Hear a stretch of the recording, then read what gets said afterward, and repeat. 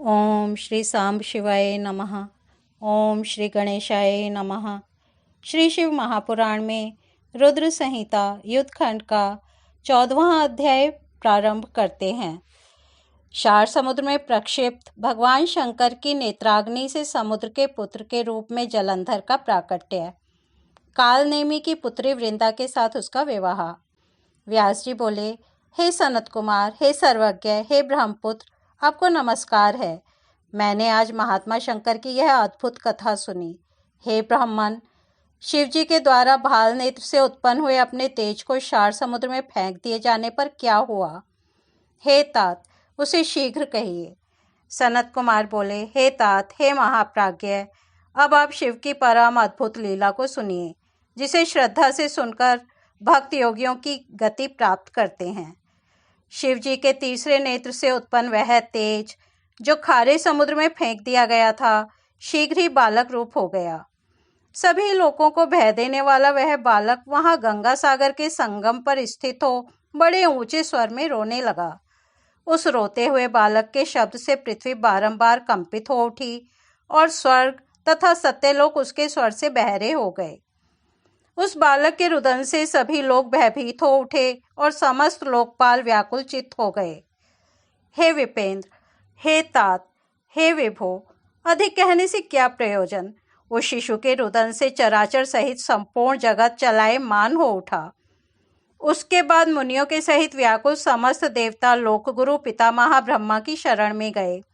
वहां जाकर इंद्र सहित सभी देवताओं तथा मुनियों ने ब्रह्मा को प्रणाम कर तथा उनकी स्तुति कर उनसे कहा। देवता बोले, हे लोकाधीश, हे सुराधीश, हम लोगों के समक्ष भय उपस्थित हो गया है। हे महायोगिन, उसका विनाश कीजिए, यह अद्भुत ध्वनि उत्पन्न हुई है। सनत कुमार बोले, तब उनका यह वचन सुनकर लोक पितामह ब्रह्मा जी आश्चर्यचकित हो उठे कि यह क्या है, और वहां जाने की इच्छा करने लगे।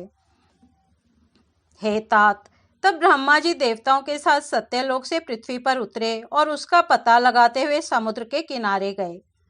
सभी लोगों के पितामह ब्रह्मा ज्यों ही वहां आए, त्यों ही उन्होंने समुद्र की गोद में उस बालक को देखा।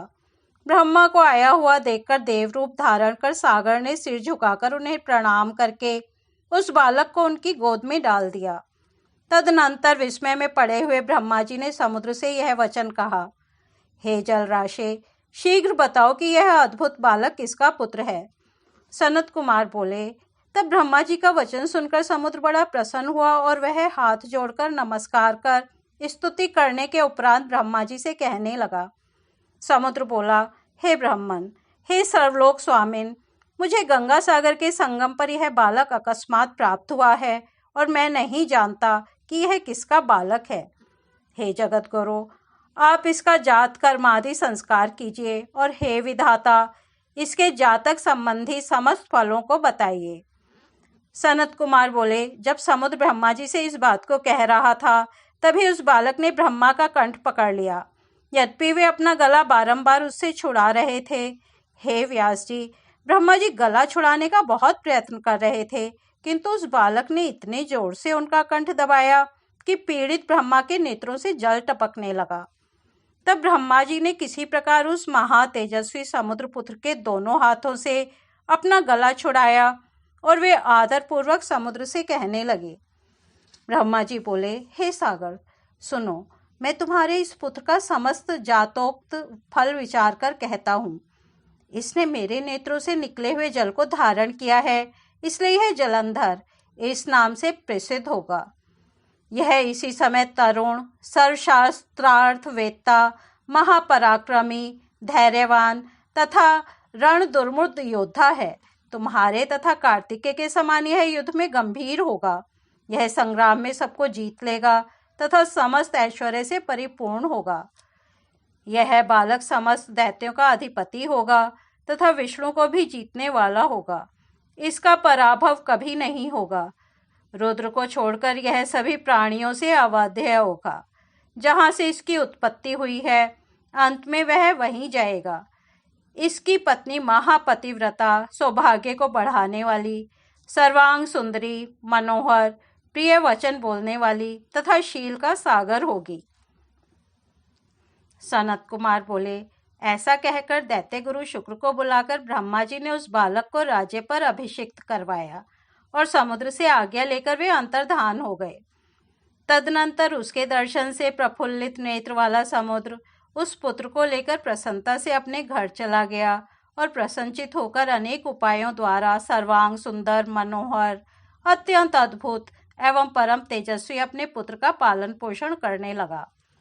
उसके बाद सागर ने महान असुर कालनेमी को बुलाकर उसकी वृंदा नामक पुत्री को उसकी भार्या के निमित्त मांगा।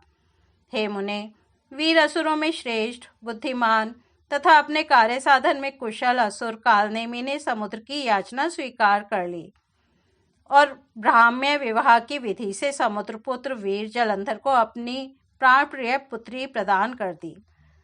उस समय उन दोनों के विवाह में महान उत्सव हुआ। हे मुने, समस्त नदों, नदियों एवं असुरों को सुख प्राप्त हुआ। स्त्री सहित पुत्र को देखकर समुद्र को भी अत्यधिक सुख की प्राप्ति हुई और उसने ब्राह्मणों तथा अन्य लोगों को यथाविधि दान दिया। तब पाताल में रहने वाले दैत्य, जो देवताओं के द्वारा पहले जीत लिए गए थे, वे पृथ्वी पर चले गए और निडर होकर उसके आश्रय में रहने लगे। उस समय कालनेमी आदि वे असुर उस समुद्रपुत्र को कन्या देकर परम प्रसन्न हुए और देवताओं को जीतने के लिए उसके आश्रित हो गए।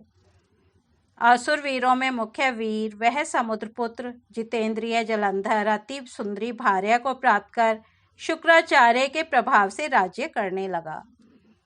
इस प्रकार श्री शिव महापुराण के अंतर्गत द्वितीय रुद्र संहिता के पंचम युद्ध खंड में जलंधर वधोपाख्यान के अंतर्गत जलंधरोत्पत्ति विवाह वर्णन नामक 14वां अध्याय पूर्ण हुआ। कल हम 15वां अध्याय सुनेंगे। तब तक यही विराम देते हैं। ओम नमः शिवाय।